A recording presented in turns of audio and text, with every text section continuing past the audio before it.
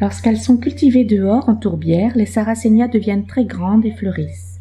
Pour obtenir ces superbes plantes bien colorées, c'est très facile, simplement en aménageant une tourbière en pot profond. Le plein soleil leur donne une belle couleur et elles grandissent. Le pot doit être profond, 50 cm au minimum, avec ses trous de drainage bouchés. La tourbière est finalement un bassin rempli de tourbe. On va remplir le pot de tourbe, mélangé avec un peu de gravier d'aquarium pour qu'elle se compacte moins. Ce pot de tourbe est arrosé, saturé d'eau de pluie ou d'eau douce.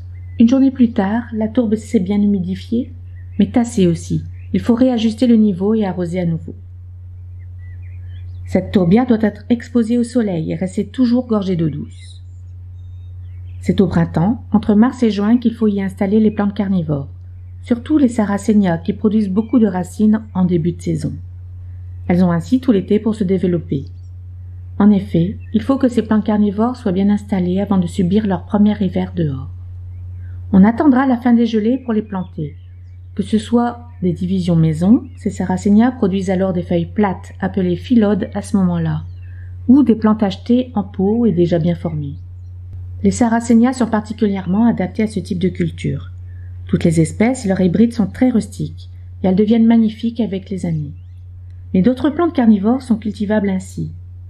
Divers Drosera sont aussi rustiques, Drosera filiformis, Drosera binata et Drosera capensis qui non seulement survit à l'hiver, mais se ressème souvent aussi.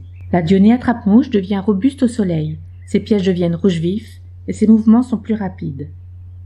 D'autres plantes carnivores non rustiques, comme Drosera aliciae, s'y développent très bien l'été, souvent plus vigoureuses, mais elles devront être rentrées dans la maison pour l'hiver. Vous pourrez même tester quelques utriculaires qui s'étalent et fleurissent. Certaines espèces vous feront la surprise de revenir après l'hiver. La sphaigne, si on en trouve, s'y développe en épicousin douillet et fait une très belle association avec les sarracénias.